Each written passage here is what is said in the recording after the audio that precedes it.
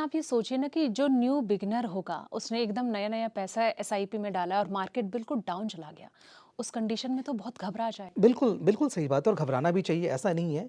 तो आप जब भी इन्वेस्टमेंट के बारे में सोचते हैं, तो पहले आप अपना मंज़िल तय कीजिए कि आप ये पूछिए कि मैं इन्वेस्टमेंट क्यों कर रहा हूँ? किस अवधि के लिए कर रहा हूँ? और हमारा पर्पस क्या है? जब तक ये 3 क्लियर नहीं होगा ना, तब तक आप इन्वेस्टमेंट नहीं कर सकते। घबराता वही है जिनको ये नहीं पता कि इन्वेस्टमेंट का पर्पस क्या था। आज लास्ट 30, 40, 50 ईयर्स से देख लीजिए, कभी भी मार्केट बिल्कुल स्ट्रेट लाइन में नहीं चला है। कभी ऊपर, कभी नीचे, कभी ऊपर, कभी नीचे, कभी हरा, कभी नीला, कभी पीला। ये मार्केट का फिनोमेनन है। तो आप ऑलवेज़ इन्वेस्ट कीजिए, आप मार्केट को मत देखिए, आप अपना काम करते रहिए। हुँ। लेकिन सर जैसे कि हम पहले भी जब पॉडकास्ट करते रहे हैं एसआईपी को लेकर, म्यूचुअल फंड को लेकर हमने कई बार बातचीत की है।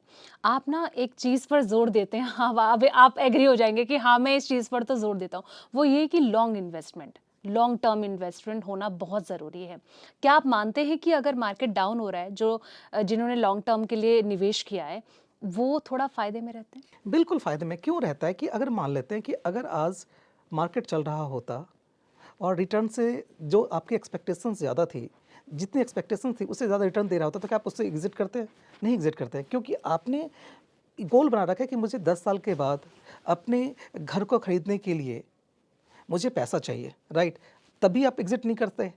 अगर आज मार्केट नीचे है, तो आपके पास अपॉर्च्युनिटी है ज़्यादा इन्वेस्ट करने का, ताकि जो चीज़ आप महँगे रेट पे खरीद रहे थे, आज वो सस्ते रेट पे खरीद रहे हैं, यानी नंबर ऑफ यूनिट्स आपके बढ़ेंगे।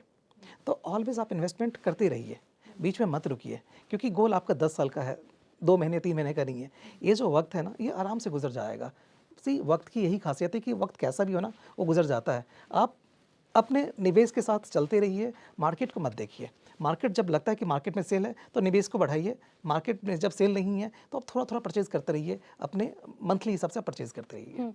सर एसआईपी बेस्ट है? मतलब ऐसी सिचुएशन में क्या आपको लगता मुझे है लगता है ये कि मील का पत्थर साबित हो ये सकता है? सेवेंथ वंडर्स है। हुँ। ऐसा इन्वेस्टमेंट आज के डेट में मार्केट में नहीं है, राइट? अपने पास में एवेन्यूज़ क्या-क्या है इन्वेस्ट करने के लिए? बैंक एफडीज़ है, आरडीज़ है, पीपीएफ है, एनएससी है एंड म्यूचुअल फंड्स है, राइट?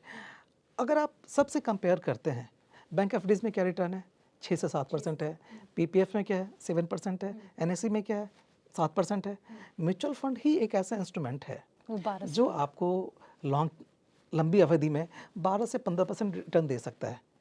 आप डेट फंड में इन्वेस्ट करके, यानी आप बैंक एफडी में इन्वेस्ट करके इन्फ्लेशन को बीट नहीं कर सकते।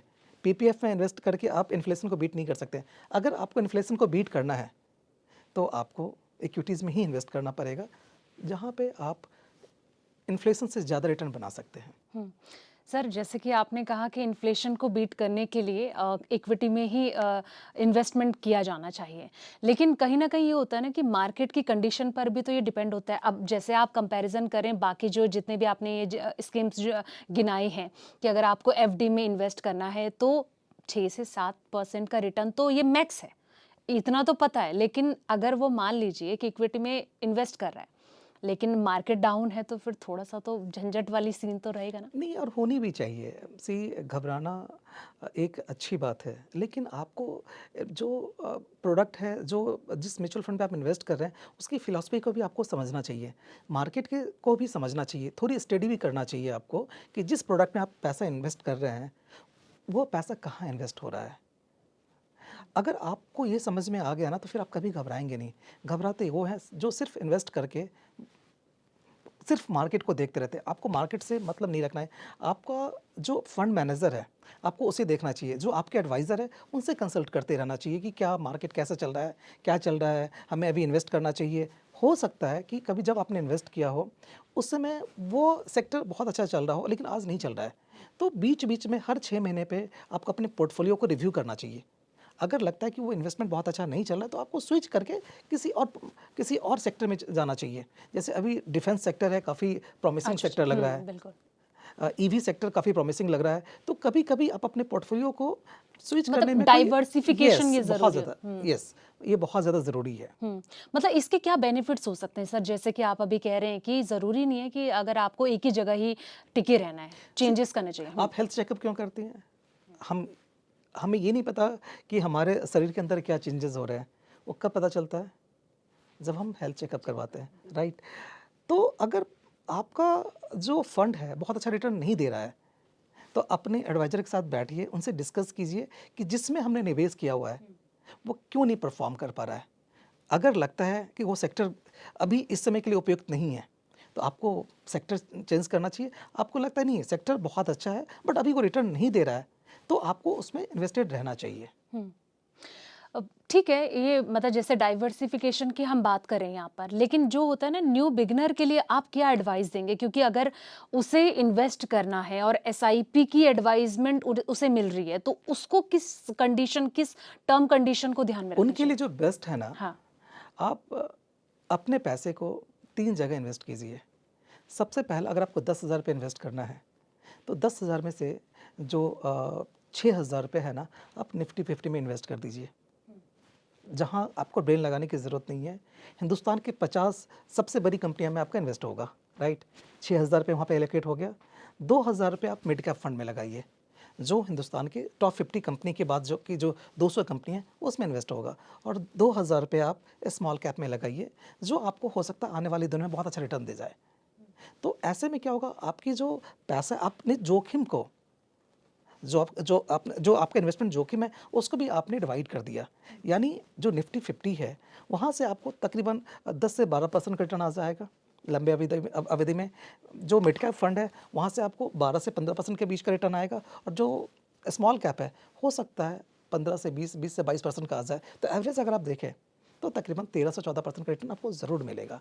तो अगर आपने वैसे एलोकेट किया है पैसा, तो आपको घबराने की ज़रूरत बिल्कुल भी नहीं है। सर एक चीज़ हो जाती है कि मतलब आप क्या एडवाइस देंगे कि अगर कोई इन्वेस्ट करने की सोच रहा है, तो आपको लगता है कि एक बड़ी अमाउंट से इन्वेस्टमेंट की शुरुआत करनी चाहिए, थोड़ा कम से इसकी शुरुआत करनी चाहिए? डिपेंड करता है कि आपका पर्पस क्या है और आपका माइलस्टोन क्या है, राइट? इसको आप 2 तरीके से देख सकते हैं। अगर मेरे पास में पैसा है, तो हम क्या करते हैं, उसको एफडी करते हैं, है ना? एफडी कर दिया, फिक्स डिपॉजिट कर दिया 2 साल, 3 साल, 4 साल, 5 साल के लिए। अगर मेरे पास में पैसा एफडी करने के लिए नहीं है, तो हम क्या करते हैं, हम आरडी करते हैं। मीन्स हर महीने एक सेविंग्स करते हैं, 2 साल 3 साल में एक कॉर्पस बन जाता है, फिर उसको हम एफडी करते हैं।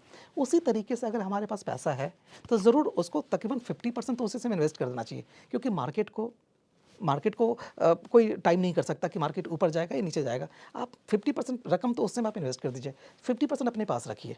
जब लगता है कि मार्केट 10%, 5% और टूट चुका है, तो थोड़ा पैसा और आप उसमें एलोकेट कीजिए। उससे क्या हो जाएगी कि आपकी एवरेज बाइंग हो जाएगी। सिप में क्या होता है कि आप हर महीने इन्वेस्ट करते हैं, तो आपकी एवरेज बाइंग होती है। किसी महीने यूनिट्स एक्स अमाउंट मिलता है, किसी महीने x+2 अमाउंट मिलता है, किसी महीने x+5 यूनिट्स मिलता है। तो उसी तरीके से जब आप इकट्ठा पैसा इन्वेस्ट करते हैं, तो 50% कीजिए, और उसके बाद धीरे धीरे आप उसमें एलोकेट करते रहिए।